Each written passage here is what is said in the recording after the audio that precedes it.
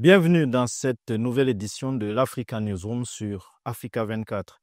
Le 12 octobre 2025, plus de 8 millions de Camerounais ont été appelés aux urnes pour élire leur président de la République.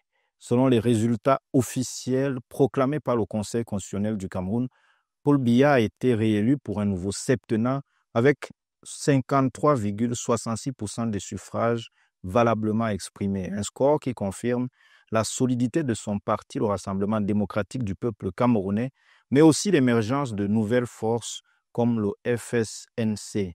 Quelle perspective pour les prochains scrutins? C'est le cœur de cette émission. Et pour en débattre, nous avons l'honneur d'accueillir sur ce plateau le professeur Aboya Manasseh. Professeur Aboya Manasseh, qui est politologue, bienvenue sur le plateau d'Africa 24. Merci, M. Chema. Bien entendu, toutes mes salutations aux téléspectateurs de Africa 24. Nous recevons également sur ce plateau Patrick Marius Ondondo, qui est président de l'association Génération Nouvelle. Bienvenue sur le plateau d'Africa 24. Merci, M. Chema, de m'avoir fait l'honneur de m'inviter à ce débat. Et je crois que tout au long de ce débat, je vais certainement vous donner mon point de vue sur la reconfiguration ou la recomposition, n'est-ce pas, de la vie politique après ce scrutin du 12 octobre qui, inéluctablement, change un peu, n'est-ce pas, la donne et l'avenir politique de notre pays. On va avoir l'occasion d'examiner dans le fond. Nous avons enfin sur ce plateau Paul Achang, qui est analyste politique. Bienvenue sur le plateau d'Africa 24. Merci, M. Chema. Merci, Africa 24. Merci de m'avoir sur ce très riche panel avec mon aîné, le professeur Aboya Manasseh, que j'aime beaucoup, et avec Sa Majesté Ondondo aussi. Je pense que nous allons apporter quelques éclaircissements sur les rapports de force dont vous avez dit sur ce saut politique. Messieurs, avant d'aller dans le vif du débat, je vous propose de suivre cet élément et nous reprenons le plateau juste après. Résultat officiel de la présidentielle camerounaise de 2025, proclamé par le Conseil constitutionnel, confirme la victoire du candidat du Rassemblement démocratique du peuple camerounais, RDPC, Paul Biya. Est ainsi proclamé élu président de la République comme ayant obtenu la majorité des suffrages exprimés. Biya. Les chiffres traduisent une reconfiguration du paysage politique national marquée par une progression significative de l'opposition. Deuxième au scrutin du 12 octobre 2025, Issa Chiroma Bakary du FSNC réalise un score de 35,19%, soit une avancée par rapport au scrutin de 2018 où le leader de l'opposition, Maurice Kamto, avait recueilli 14,4% des suffrages. Les résultats proclamés vers la région de Metz, avec leur pourcentage de 73,4%, se hisse au troisième rang des 10 régions que compte tout le pays et même des 14 zones électorales qui ont été recensées tout à l'heure par le Conseil constitutionnel. Quand vous êtes troisième, c'est justement ce qu'on doit faire. Si vous êtes bon, alors simplement laisse. Cabral Libi, du Parti camerounais pour la réconciliation nationale PCRN, arrive en troisième position avec 3,41% des suffrages. La seule femme en liste, Tomaino Ndamjoya, recueille 1,66%, confirmant sa présence constante dans le paysage politique malgré un électorat limité. Joshua aussi, représentant du Social Democratic Front, SDF, obtient 1,21%. Les autres partis alliés au RDPC crient leur victoire. Et je suis très content que la justice finalement triomphe sur les forces obscurantistes qui ne veulent pas, n'est-ce pas, que la justice puisse avoir droit de cité. Le président élu aura désormais pour défi de répondre aux attentes du peuple camerounais et de conduire le pays vers un avenir plus prospère. Professeur Aboya Manasseh, le président Paul Biya a été proclamé vainqueur de l'élection présidentielle par le Conseil constitutionnel. Le Conseil constitutionnel il n'y a pas de possibilité de contester ce scrutin, mais celui qui est arrivé deuxième à cette élection présidentielle mène une sorte de contestation post-électorale. Est-ce que c'est nouveau dans les scrutins au Cameroun? Comment analyser cette attitude-là? En réalité, ce n'est pas la première fois qu'un candidat malheureux à l'élection présidentielle conteste l'élection du vainqueur à l'issue de la proclamation par le Conseil constitutionnel. depuis 92. John Frondi avait contesté l'élection du président Paul Biya. De même, en 2018, le candidat Maurice Kamto s'est autoproclamé dans les mêmes conditions que le président Issa Chiroma. En réalité, ces attitudes ne contribuent pas à renforcer la crédibilité de nos institutions. Et je crois que la démocratie s'enracine à travers l'acceptation du rôle joué par les institutions démocratiques qui contribuent à socialiser les acteurs politiques de manière à permettre aux militants, aux citoyens ordinaires de suivre cette exemplarité-là. En le faisant à dessein, sans éléments d'appréciation probants, je pense que c'est regrettable pour un pays comme le Cameroun qui tient à consolider la mise en place de ces institutions démocratiques et justement, et par conséquent, à socialiser les Camerounais à savoir accepter au verdict des urnes, parce que la politique, voire la démocratie, est un jeu et les règles du jeu doivent être respectées. On ne peut pas accepter d'aller jouer un match en acceptant préalablement les règles du jeu et contester les règles du jeu à la fin du match. Je pense que c'est une attitude qui doit être encadrée et qui doit permettre au Cameroun d'oublier cela dans les prochaines échéances électorales. Nous devons accepter à être fair play. Patrick Mayus Ndondo, le président Paul Biya a été déclaré vainqueur avec 53,66% des voix. En 2018, il avait remporté 71,1% des voix. Comment analyser cette sorte de régression pour le parti au pouvoir au Cameroun? Bon, il faut dire d'emblée que le score de 53,66% reflète véritablement un pays démocratique. Je crois que c'est important effectivement de le dire. Lorsque c'est un chiffre avec un taux relatif, mais les quantités physiques de ce taux relatif, lorsqu'il faut dénombrer les différents chiffres, en 2018, les voix du président Paul Biya étaient également autour de 2 millions, 2,5 millions. Et ce qui a fait effectivement le taux, n'est-ce pas, de 71%. Cette fois-ci également, tout compte fait, le président a eu 2 479 000, je crois. Et voilà, 104. Donc, vous voyez que le niveau est presque le même. Mais, à cette seule différence que cette année, l'effectif, les électeurs étaient au nombre de 4 millions sur les 8 millions d'inscrits. Donc, il faut dire effectivement que il y a une poussée. Lorsqu'on a calculé, on a vu qu'il y avait eu quand même une poussée dans l'ordre de des inscriptions et que le taux d'inscription est évalué à 57%. Ça signifie que beaucoup de choses ont été faites. Alors, malgré l'adversité, cette année, je crois que le président Paul Biya est resté, n'est-ce pas, avec autour de 2,4 millions. Il faut le dire, hein, je crois que il y a, lorsque on fait, n'est-ce pas, le dénombrement de ceux qui se retrouvent parmi les électeurs du président Paul Biya, il y a certainement le RDPC, son parti, donc le RDPC, il y a les partis alliés, il y a les sympathisants. Malgré la perte de 2 alliés qui sont retrouvés de l'autre côté en face, donc en l'occurrence Bello Issa Chiroma, qui était avec le président Paul Biya en 2018. Malgré cette adversité, parce qu'ils sont retrouvés véritablement dans le camp adverse, les électeurs du président ont pu atteindre le nombre de 2 479 000. Donc, il faut dire que le RDPC a certainement travaillé. Les alliés également ont travaillé, les sympathisants du président Paul Biya ont intervenu.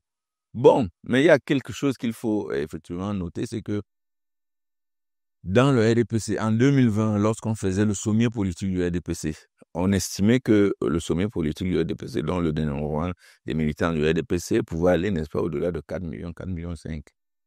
Donc, l'élection du 12 octobre donne beaucoup d'enseignements. Il faut donc noter ici que il y a certainement, n'est-ce pas, l'abstention, y compris, n'est-ce pas, de la part de certains militants du RDPC. Et c'est une abstention importante. À part l'abstention des autres corps, l'abstention des militants du RDPC est importante. Bon, c'est vrai que peut-être sur les 4 500 000 militants de l'EDF, peut-être que tous n'étaient peut-être pas en âge de voter, mais en plus de l'abstention qu'il y a eu, nous espérons, j'espère que les militants de l'EDPC ne sont pas allés voter, n'est-ce pas, en face. Et ce qu'il faut quand même préciser, c'est que le nombre de 2 471 000 électeurs est un nombre effectivement important et qu'il faut peut-être au préalable, il faut quand même féliciter le RDPC d'avoir résisté, n'est-ce pas, à la meute en face et féliciter le président Paul Biya pour cette victoire acquise vraiment sur le plan démocratique. Pour le temps, candidat du Front pour le salut national du Cameroun, Issa Chiroma Bakary a remporté 35,19% des voix. En 2018, la personnalité qui est arrivée deuxième avait eu 14,4% des voix, notamment Maurice Kamto. L'opposition peut-elle profiter de cette percée pour les nouveaux scrutins? Et déjà, comment interpréter cette percée de l'opposition? Il est simple. Il faut d'abord le dire que l'opposition camerounaise avec une difficulté de consensualisation, de consensus et de coalition, en fait. Donc, ce débat a existé dans l'opposition camerounaise dans le temps. Donc, il faut le dire, depuis 2018 jusqu'à présent, qui est véritablement le leader de l'opposition. Donc, c'est un débat qui existe quand même dans l'opposition camerounaise. Pour ma part, en 2025, ce qu'on a juste vu, c'est une mutualisation, en fait, des forces. C'est-à-dire, vous voyez une alliance avec le FSNC, l'UNDP, qui était avec le RDPC. Maintenant, il n'y a plus cette alliance. Et puis, vous voyez une mutualisation de forces, c'est-à-dire du MRC et du FSNC et de la diaspora aussi. Donc, quand vous mutualisez ces efforts et quand vous mutualisez aussi le popularisme qui vient en fait avec ça, vous allez trouver avec un 35%. Ça veut dire Mais que... pour nos téléspectateurs, le président national du MRC, Maurice Kamto, n'a pas appelé à soutenir le FSNC, même si certains de ses cadres. Tout à fait. En politique, vous n'avez pas besoin de ouvertement solliciter que vos militants votent un autre militant. Mais si d'abord vous avez eu des pourparlers, c'est-à-dire on a vu Issa Chiroma parler avec le président Maurice Kamto, on a aussi quand même vu l'appareil militante et sympathisant du MRC se mettre au travail pour le FSNC. Ce n'est pas mauvais, ce n'est pas faux, faut pas aussi le dire. Mais il faut aussi décrire aussi le fait que quand même, ils ont aussi le même comportement. C'est-à-dire, les militants FSNC, MRC ont un peu le même comportement. C'est-à-dire, c'est une même refondation et une même pensée. Ce n'est pas pour les attaquer, mais il y a eu une mutualisation de forces qui s'est perçue surtout avec les réseaux sociaux. Il faut se le dire. Dès lors, pour ma part, je pense que la prestation du candidat du RDPC des 53 à 66% est forte. Elle est très forte parce que quand vous résistez d'abord à une alliance qui ne donne pas, c'est-à-dire UNDP, FSNC, vous entrez dans un bastion électoral du Nord au Cameroun qui a quand même à 35% de l'échiquier national en termes de vote et vous résistez, vous prenez sur les 3 régions, vous avez l'extrême Nord, vous perdez le Nord et vous perdez la Damawa. Il faut se le dire. Il a quand même résisté, il a été fortement contesté et je pense que c'est là où il faut le dire. Maintenant, cette mutualisation de forces, attendons-nous voir maintenant si réellement sur les législatives, ils vont continuer cette mutualisation ou bien chacun va se replier dans sa base électorale. Professeur Aboya Manasseh, est-ce qu'il n'y a pas un risque pour le RDPC pour les prochains scrutins quand on voit effectivement que le RDPC pour ce scrutin a perdu les régions du Nord et de la Damawa, même si le parti a conservé l'extrême Nord, et quand on connaît le poids électoral du septentrion, est-ce qu'il n'y a pas le risque de voir le RDPC perdre davantage de voix dans les prochains scrutins, les législatives et communales en particulier? Moi, je pense qu'il ne faut pas appréhender les régions septentrionales comme un bloc monolithique qui ne fonctionne que par réflexe des mots d'ordre. Je pense que c'est une région dans sa globalité avec ses 3 régions qui la composent. C'est une région qui a appris à faire un distinguo entre une élection présidentielle et des élections locales. Il faut savoir que l'élection présidentielle est une élection particulière où un homme vient à la rencontre de tout un peuple. Et c'est pour cela qu'un parti qui se déploie dans une élection présidentielle doit être sûr qu'il couvre le territoire national parce que chaque voix compte sur toute l'étendue du territoire national. Avec les élections locales, c'est tout autre chose. Ce sont les élites locales qui seront investies par chaque parti politique qui vont aller à la rencontre des populations. Et ça fait que chaque élite viendra avec les moyens propres. Le financement ne sera pas le même comme pour la présidentielle. C'est chaque élite qui sollicite l'investiture de son parti, qui mobilise les moyens de campagne. À ce moment-là, on ne peut pas préjuger de comment va être l'issue de ces élections. Ça ne sera pas la même mobilisation, ce sera des mobilisations sectorielles en fonction de l'approche de chaque candidat investi par son parti. Et ma foi, à ce moment-là, ça devient une élection à l'intérieur de chaque parti. Déjà pour obtenir l'investiture, ensuite pour mobiliser les populations de manière à adhérer aux candidats qui se présentent. Je crois que tout est ouvert, tout reste ouvert et dans cette configuration, le parti au pouvoir reste toujours très bien placé parce que lui, il couvre le territoire national. Il a des élites, il a des membres du gouvernement, il a un certain nombre d'acteurs économiques qui sont capables de financer la campagne partout où les candidats seront proposés. Donc, ce serait intéressant de suivre cela. Ce sera très intéressant de voir comment ces partis qui se sont comportés de manière satisfaisante pendant la présidentielle vont se comporter sur le plan local. Ils ont monté une candidature en 2 mois. On va voir comment est-ce que ces partis vont présenter d'autres candidatures pour les régionales, pour les municipales, pour les législatives à venir. Donc, c'est quelque chose qui est très intéressant à suivre en ayant à l'esprit que ce sera une autre réalité, ce sera une autre élection. Et c'est exactement comme quand vous perdez la Champions League, commencez à aller discuter la Ligue Europa, c'est une autre réalité. C'est d'autres enjeux, c'est d'autres rapports de force, les rapports de force locaux qui entrent en jeu, qui ne sont plus les rapports de force sur le plan national, comme on a vu pour la présidentielle. Patrick Mayus-Ndondo, après son abstention aux législatives et municipales de 2020, est-ce qu'un retour du MRC aux élections municipales et législatives pourrait bouleverser les tendances actuelles, surtout du côté de l'opposition? Ce qui est sûr, c'est qu'on ne peut pas négliger, n'est-ce pas, la portée politique du MRC, et qui a une certaine portée politique. Et en 2026, on ne sait pas quand est-ce que les élections législatives et municipales pourront avoir lieu. Si elles ont lieu directement, n'est-ce pas, l'année prochaine, en février, on peut estimer que le MRC va sans doute s'engouffrer, n'est-ce pas, dans la voie, dans la voie légitime, dans la voie des institutions, en ayant, n'est-ce pas, certainement, dans certaines mairies, les conseils municipaux, en ayant certainement les députés, certainement dans les fiefs qui leur sont réputés importants et où ils semblent être véritablement nombreux. Donc, je crois que de ce côté, ça va sans doute être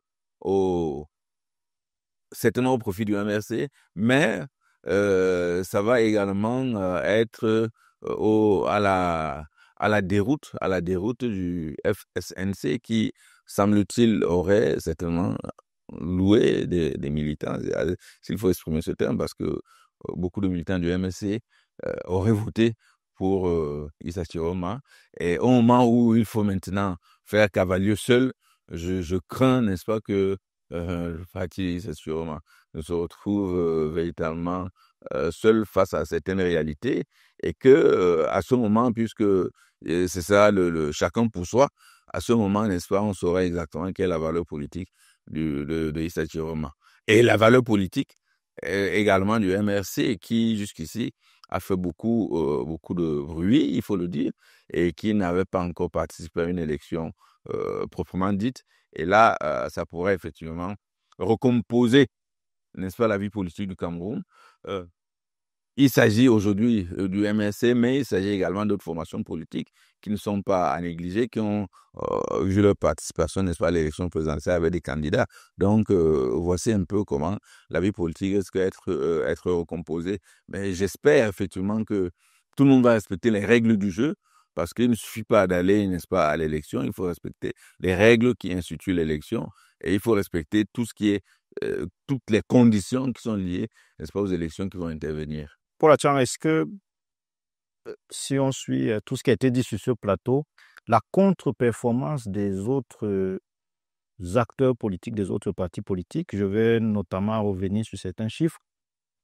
Cabral Liby du PCRN est passé de 6,3% en 2018 à 3,41% en 2025. Joshua aussi est passé de 3,2 à 1,21.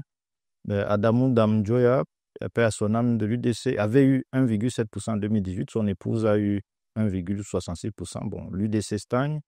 Serge Espoir Matomba du Plus est passé de 1% à 0,35% en 2025. Est-ce que tous ces partis conservent donc leur chance pour les prochains scrutins? Oh, tout à fait, tout à fait. Je pense que ce qui s'est passé à la présidentielle sont deux choses d'abord. C'est pour ça que je dis que l'expérience en politique fait souvent ses preuves. Moi, j'ai vu un président de la République qui s'est démontré sur le terrain juste dans une campagne, c'est-à-dire à l'extrême nord. Et il a gagné à l'extrême nord. Les restes des autres régions, il a permis à son état-major de son parti politique de se déployer, de se mouvoir sur l'étendue du territoire. Ça veut dire il permettait qu'ils montrent leur visage sur l'étendue du territoire national. C'est un présage pour les législatives en termes de campagne. J'ai vu les autres partis d'opposition, plus ou moins en termes que le candidat lui-même plus populaire que le parti, se mettre en avant plus que les autres personnels du parti. J'ai vu des partis de l'opposition, Cabral Liby, avec la vague orange, aller sur le terrain. Maintenant, on a décrit la différence entre une présidentielle et une législative où il te faut vraiment des représentations de ton parti qui sont capables de gagner une circonscription. Et c'est là la clé. Moi, je vois plutôt que les partis comme le FSNC auront des difficultés sur ces échiquiers politiques parce que c'est plutôt un candidat qui est populaire que les autres. Il faut aussi le savoir, au FSNC, il y a eu un désistement entre Salmana et aussi le président Dewa. Donc, le parti, en fait, en termes du parti elle-même, se refondait d'une autre manière. Maintenant, est-ce que ce parti, c'est-à-dire le MRC et le FSNC, pourront porter cet enthousiasme aux législatives? Maintenant, il va falloir contrecarrer avec des personnes qui peuvent entrer dans les bastions électoraux législatifs capables de convoiter et concourir et prendre cet enthousiasme au bulletin de vote. Maintenant, ce que moi je vois plutôt que les partis, que ce soit le PCRN, que ce soit Toumala Damjoya, qui a toujours gardé l'ONU, il faut se le dire. C'est-à-dire, elle a fait une campagne présidentielle, mais on sous-entend une campagne législative pour garder, c'est-à-dire l'ONU et son échiquier politique. Et c'est ce que moi je vois dans les autres partis politiques. C'est-à-dire la répartition, c'est pour ça que je dis à l'entame, il va falloir voir sur les autres partis d'opposition s'ils seront capables effectivement de rentrer dans leurs bastions politiques et reconquérir les bastions politiques. Parce que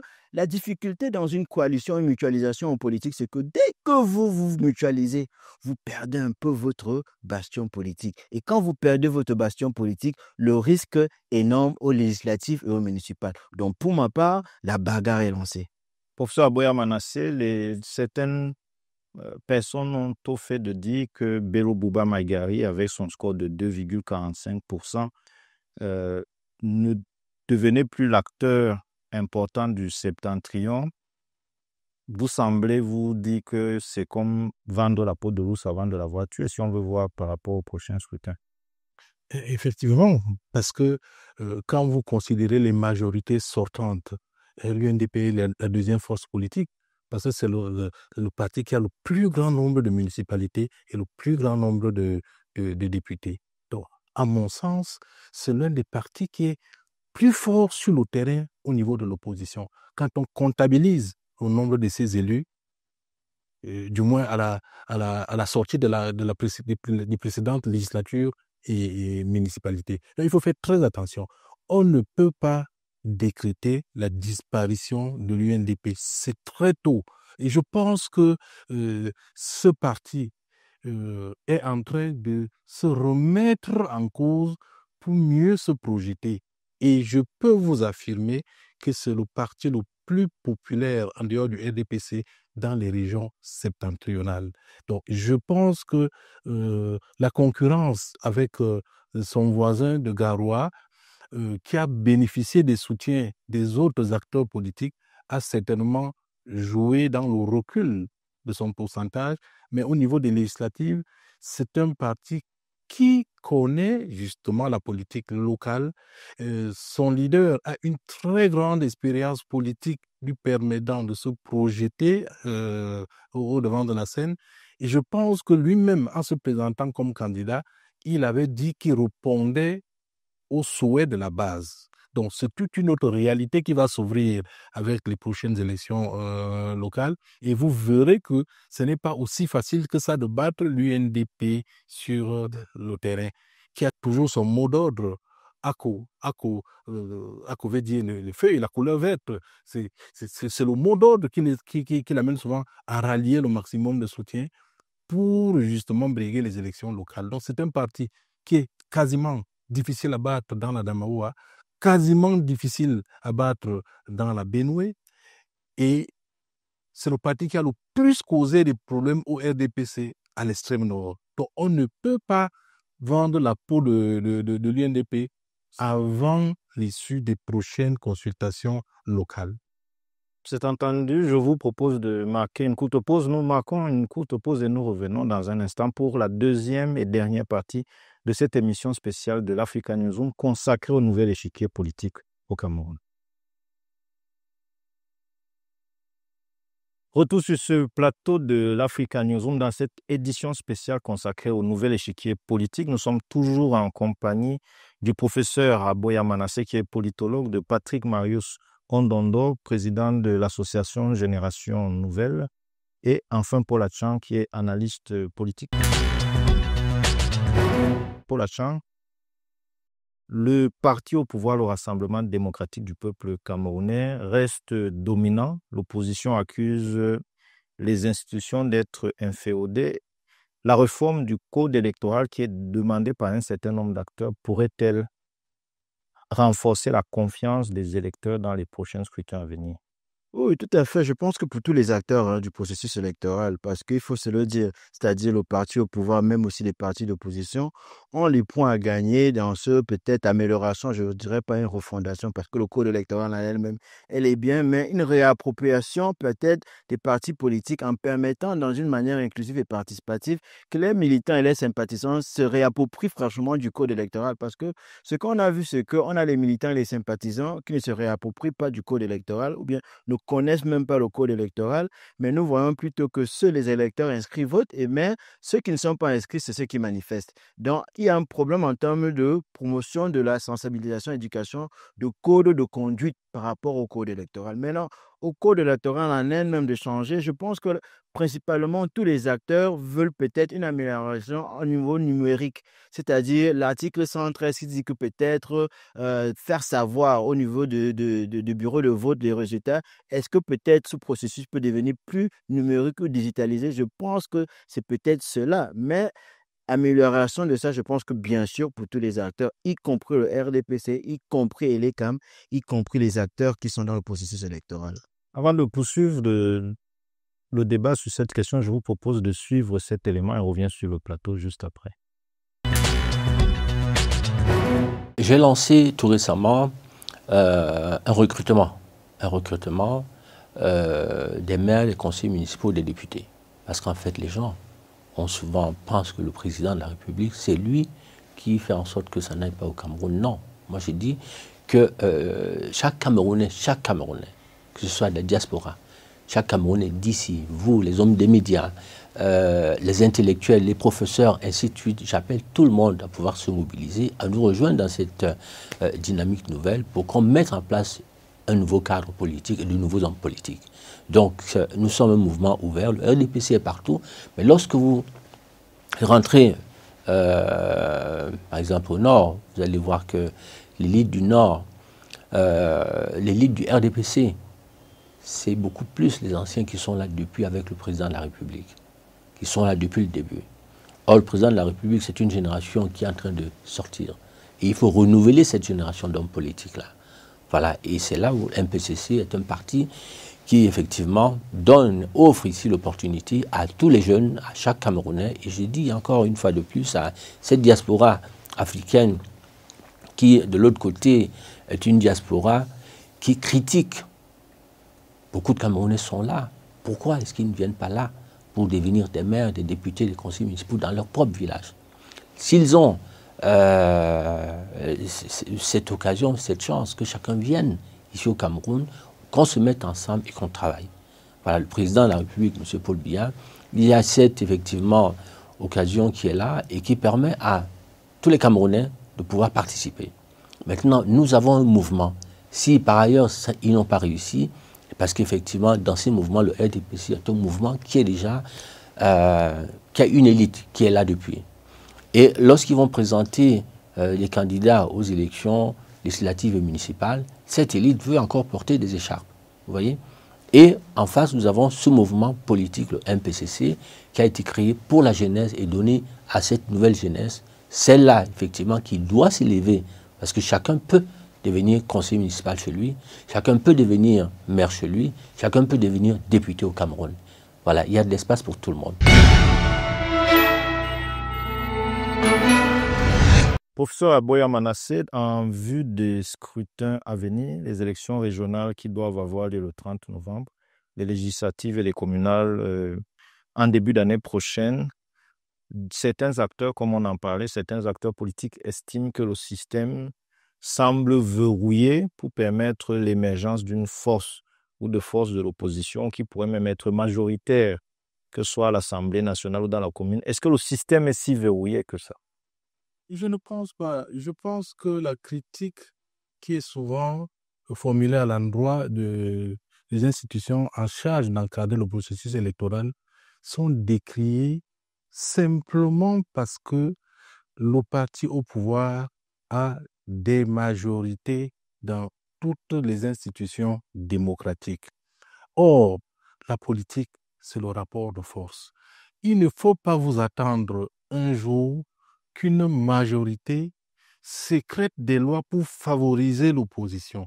Il faut plutôt travailler à renverser l'équilibre au sein de ces institutions représentatives, notamment en raflant tous les sièges lors des prochaines législatives, en raflant tous les sièges dans les municipales, pour avoir une majorité qui vous permet d'avoir les coups de franche pour diriger. Et je pense que les lois qui encadrent le processus électoral ont été votées par les députés, aussi bien de la majorité que de l'opposition. Décrier cela n'arrange pas le problème, mais l'opposition doit améliorer sa présence effective sur le terrain. Sur les élections législatives, il faut savoir que l'opposition ne peut même pas couvrir toutes les circonscriptions électorales. Et généralement, le plus grand parti d'opposition se limite dans les 40% des possibilités qu'offre le nombre de sièges sur le plan national. Quand vous n'êtes pas présent sur le plan national, quand vous ne couvrez pas le territoire de l'élection, vous ne pouvez pas aspirer à une majorité. Moi, je pense que le dialogue entre les acteurs est important, mais l'équilibre des forces sur le terrain dépend des stratégies des uns et des autres. C'est une autre logique. Il ne faut pas demander à quelqu'un qui a une couverture nationale de vous permettre d'avoir des raccourcis pour arriver au pouvoir alors que votre implantation est relative. Moi, je pense que c'est un vieux débat, mais c'est un débat qui a une explication par le rapport de force sur le terrain où l'opposition cherche encore à conquérir l'ensemble du territoire national pour rivaliser d'égal à égal avec le parti au pouvoir. Donc, ce n'est pas de l'humanisme. Je ne pense pas que dans la politique, on fait l'humanitaire. Il s'agit de se déployer avec les forces qui sont les forces de l'opposition sur le terrain. Patrick Mayou Sondondo, l'opposition camerounaise est mal partie pour les prochains scrutins. Non, je crois qu'il faut faire attention de le dire. Il faut faire attention parce que l'une des leçons que nous avons eues ce 12 octobre pour le scrutin présidentiel, c'est que l'opposition peut avoir l'idée, n'est-ce pas, de mutualiser ses forces. Je crois que c'est Anchan qui le disait tout à l'heure. mutualiser, n'est-ce pas, les forces là où des partis localement bien implantés peuvent effectivement revendiquer que l'ensemble de l'opposition, n'est-ce pas, puisse leur donner un coup de main. Ça veut dire que l'opposition peut repartir le Cameroun, n'est-ce pas, dans des localités où l'opposition est bien représentée, ainsi maximiser, n'est-ce pas, les efforts pour pouvoir avoir soit les députés, soit les conseils municipaux. Je crois que c'est quand même un danger. Il faut prendre en compte cette orientation de la vie politique parce que au sortir de là, je crois que j'ai l'impression que c'est même ce que disait un peu c'est le Monsieur Gouet qui est intervenu tout à l'heure. Donc c'est en ce sens-là. Donc je crois qu'il faut faire attention de dire que l'opposition est mal partie. Il faut plutôt que du côté du parti RDPC qu'on travaille davantage, on s'organise davantage. Parce que lorsqu'on voit comment est-ce que lors des élections présidentielles, les grandes villes ont voté, il faut faire attention. Il faut faire extrêmement attention et prendre des dispositions pratiques, prendre des mesures pour que le RDPC, dans certaines grandes villes, puisse effectivement résister à l'opposition, toutes tendances confondues. Paul Atang, les élections régionales, c'est le 30 novembre. Là, on sait déjà que le RDPC sera majoritaire. Bon, là, on sait déjà qu'il sera majoritaire, mais il faut aussi voir que l'intérêt de la plupart des partis de l'opposition ne sont pas si intéressés parce qu'ils savent aussi qu'au niveau de la décentralisation, ça traîne un peu. Ça, c'est une réalité. Au niveau des fonds publics, on a des difficultés avec ça.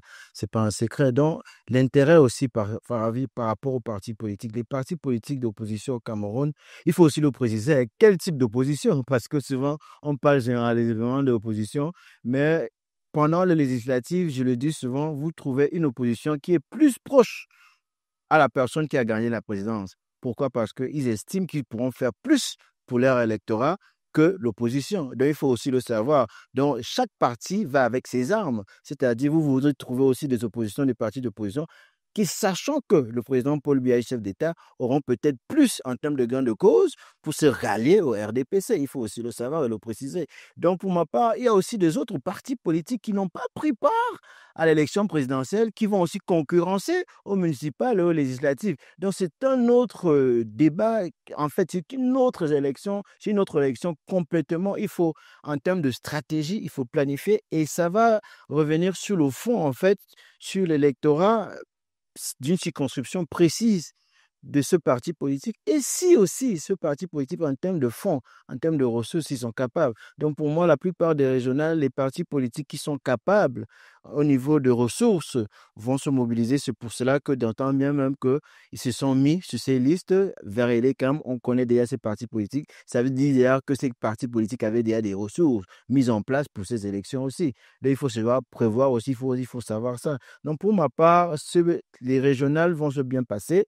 Les partis politiques qui vont concourir à ça, ce sont des partis politiques qui ont quand même assez de moyens, qui ont présagé pour participer à cette élection. Mais aux législatives, il faut savoir aussi, quand on parle d'opposition, il faut parler aussi de quel type d'opposition. Ce n'est pas opposition par conviction, mais c'est aussi opposition par intérêt, vu au fait que normalement, dans un pays, quand on voit que, c'est-à-dire le gagnant d'une présidentielle est chef d'État, un parti d'opposition peut se rallier au parti au pouvoir pour effectivement convaincre son électorat qu'ils peuvent plus leur donner et plus gagner. Professeur Aboya Manasseh, 65% de la population camerounaise a moins de 25 ans. Dans quelle mesure la dimension générationnelle peut être un facteur éventuellement de succès ou bien un enjeu pour ces prochains scrutins? Déjà pour les régionales, il faut savoir que le corps électoral est constitué de conseillers municipaux.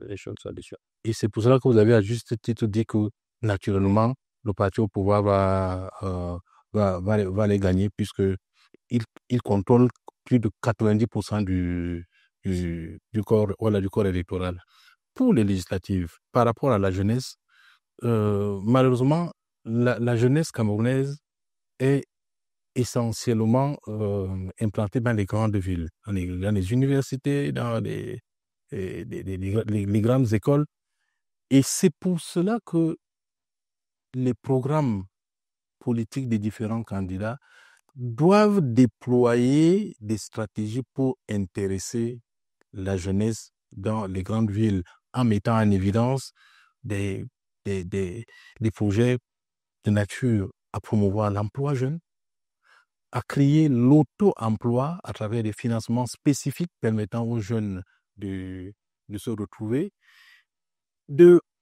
d'encadrer cette jeunesse de manière à ce qu'elle ne puisse pas se laisser aller à la manipulation, parce que on dit toujours que l'oisiveté est la mère de tous les vices. Donc je pense que les partis politiques, de même que les pouvoirs publics, doivent faire attention pour encadrer cette jeunesse-là qui a tant besoin de l'encadrement du gouvernement, de l'encadrement des partis politiques, pour que non seulement elle s'intéresse à la politique, parce qu'il faut, j'ai mené une petite enquête, dans les 40% d'abstentionnistes, là, les jeunes ne se retrouvent pas, parce que les jeunes sont faiblement politisés. Et quand un jeune est faiblement politisé, c'est facile qu'il réponde aux mots d'ordre qui ont été entendus ici et là et qui ont abouti à des casses, qui ont abouti à des incendies, qui ne correspondent pas à leur manière de voir la politique, parce qu'ils ne sont pas socialisés. Et je crois qu'il y a beaucoup à faire pour que ces jeunes-là soient socialisés et qu'ils se prennent en charge en suivant les programmes mis en branle par le gouvernement qui intéressent ces jeunes, mais la plupart de ces jeunes ne sont même pas au courant de ça. De même que ceux qui sont dans le Cameroun profond, il y a des projets d'agriculture. Il faut pouvoir intéresser les jeunes à l'agriculture au moment où l'une des denrées rares est la terre, où la terre est accessible dans les campagnes. Malheureusement, les jeunes ne suivent pas des programmes qui sont mis à leur disposition qui peuvent leur permettre donc de s'auto-employer, de s'auto-financer de manière à être un citoyen accompli, participant à la vie politique nationale et contribuant aussi à l'économie camerounaise, à la valeur ajoutée. Moi, je pense qu'il y a beaucoup de travail à faire. Il y a un travail de médiation que les partis politiques doivent déployer en faveur de ces jeunes-là pour les socialiser, pour les amener à la citoyenneté démocratique, mais également une citoyenneté économique, de manière à ce qu'ils sachent se prendre en charge et sachent chercher comment monter un projet qui peut leur permettre de s'équilibrer et de vivre pleinement leur citoyenneté comme un citoyen à part entière. Patrick Mayou-Sondondo, on a parlé des amours, de la désaffection des jeunes pour la politique. Le taux de participation de l'élection présidentielle qui vient de s'achever est estimé à environ 57,7% selon les données disponibles. À votre niveau, comment vous interprétez ces chiffres? Est-ce un signe de désintérêt ou de mobilisation particulière? Non, ici, il y a une réponse à double détente. D'abord, de manière générale, les jeunes préfèrent s'intéresser aux activités ludiques et aux activités de jeu. C'est-à-dire, ça peut être le sport. Dans tous les cas, c'est beaucoup plus le sport. Et les jeunes, n'est-ce pas, voient que la politique n'est vraiment pas une voie dans laquelle ils peuvent prospérer. Ça, c'est la première détente. La deuxième détente, c'est que peut-être que les hommes politiques ne font pas totalement rêver. Il faut avouer que ici, lorsqu'on voit le taux d'abstention qui est arrivé lors du scrutin, nous avons dû à un certain moment, nous avons dû parler de la rupture, d'une rupture réelle entre, n'est-ce pas, les citoyens, beaucoup plus les jeunes, et l'élite intellectuelle et l'élite politique, toutes tendances confondues.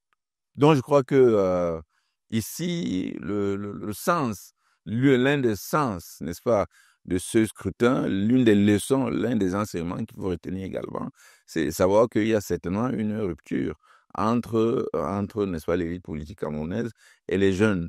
Et je crois Paul le disait tout à l'heure, le professeur Manasseh l'a également dit, lorsqu'on voit le nombre d'enfants, le nombre de jeunes qui sont dans la rue, alors que beaucoup n'ont pas eu de carte d'électeur, on peut comprendre facilement et conclure qu'il s'agit en réalité de ce genre de choses. Alors, qu'est-ce qu'il faut faire? Le professeur Manassé l'a dit, il faut socialiser les jeunes. Il faudrait que chaque parti politique, en réalité, il faut que chaque parti politique, et même les associations comme les nôtres, que chaque parti politique puisse avoir ce qu'on appelle une école de formation idéologique.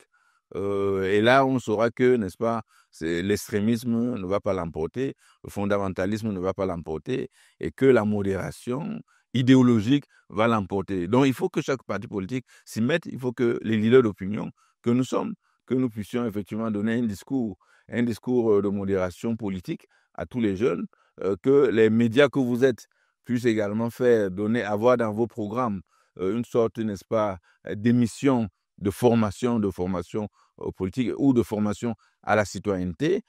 Donc, voici un certain nombre de mesures et les leaders d'opinion que nous sommes, et les hommes politiques et les médias peuvent, n'est-ce pas, mettre sur pied pour que les jeunes Camerounais soient bien formés, parce que la jeunesse, elle devient dangereuse lorsqu'on n'a pas la formation, et quand elle doit poser des actes, soit des actes de revendication, ça va généralement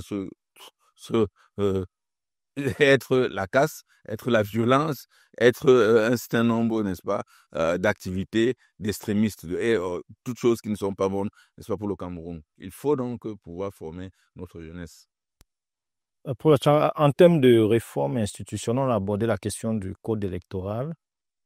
Est-ce qu'on peut aller plus loin en envisageant une réforme de la Constitution qui pourrait permettre d'avoir une meilleure visibilité sur la stabilité politique du Cameroun et donc une éventuelle succession à la tête de l'État avec la création d'un poste de vice-président de la République comme certains? Poser beaucoup de questions dans une question qui est très intelligente. Mais je vous remercie d'abord pour l'intelligence de la question. Bon, je pense que le mandat, qui ce soit, ce mandat, c'est un mandat quand même transitionnel. Il faut se le dire, si c'est ce que vous voulez savoir. Je pense qu'il est transitionnel. Ça veut dire que ça emporte aussi beaucoup de sous-briquets avec ça aussi. Est-ce qu'au niveau de la refonte, peut-être de l'amélioration du code électoral, qui doit passer quand même par l'Assemblée nationale, est-ce qu'elle pourrait se faire? Je pense que d'abord, il faut revenir à l'élection des législatives pour voir ce que ce chéquier va donner. Mais maintenant, ça sous-entend aussi que le chef d'État lui-même lui a dit que c'est un mandat axé sur des jeunes et des femmes. Donc, ça veut dire véritablement que c'est un mandat qui est axé sur l'avenir. Donc, ça veut dire que les questions dont vous avez posées peuvent aussi se faire. Donc, le processus électoral en elle-même, avec le code électoral, la refonte, l'amélioration du code électoral en elle-même, doit aussi, parce que la science politique, c'est une réalité sociale du quotidien. Il ne faut pas qu'on s'égare dans ça. Ça veut dire que quoi? Ça veut dire que l'avenir, c'est les jeunes, puisqu'il consiste à 60 à 70%. Mais aussi, 60 à 70%, ça veut dire 35 ans jusqu'à 21 ans. Donc, ça veut dire que quand un mandat finit, un enfant peut-être 13 à 14 ans, le prochain mandat, il aura 21 ans. Donc, ça veut dire ce que tout le monde décrit, ça veut dire que l'amélioration ou bien la numérisation du code électoral permettra que dans un lapsus de temps, en temps réel, les résultats peuvent être mieux connus et mieux transparents. Je pense que cela sera, mais en même temps, en revenant aussi, pour qu'il se fasse, il faut que ça soit inclusif, participatif, et comme certains l'ont dit, que ces activités de citoyenneté, quand ça soit inclusif et participatif des acteurs politiques, c'est-à-dire les partis politiques eux-mêmes, parce que c'est eux qui investissent les candidats, hein. Et puis que le candidat eux-mêmes, que ce soit aux législatives, dans leurs programmes politiques et idéologies politiques, soit dans une code de conduite qui est facilement explicable. Parce que la vérité, c'est quoi? Un enfant connaît un iPhone, mais il ne connaît pas le code électoral. Un iPhone a peut-être iPhone 15 ou 17, c'est 1 million quelque chose, mais il ne peut pas lire le code électoral. Il y a un déphasage. Donc, il y a un certain nombre de choses qu'on pourrait faire pour rapprocher ces deux prismes. Professeur Boya Manassé, sur le fonctionnement des institutions au Cameroun, est-ce qu'on peut imaginer au cours de ce septennat que des équilibres qu'on a souvent l'habitude d'observer, notamment la représentation de certaines régions à certains postes de responsabilité, qu'il puisse y avoir un bouleversement lors de ce nouveau septennat? De toutes les façons, tous les scénarios sont possibles. Et si vous avez suivi le déroulement de la campagne, vous avez vu la profession de foi du candidat qui a été élu, qui a parlé déjà d'envisager un statut pour l'opposition. Mais bien entendu, votre question est une question fondamentale qui vise à savoir si la gestion politique à venir va correspondre à la géographie politique. Donc, naturellement, aucun président ne peut négliger la géographie électorale.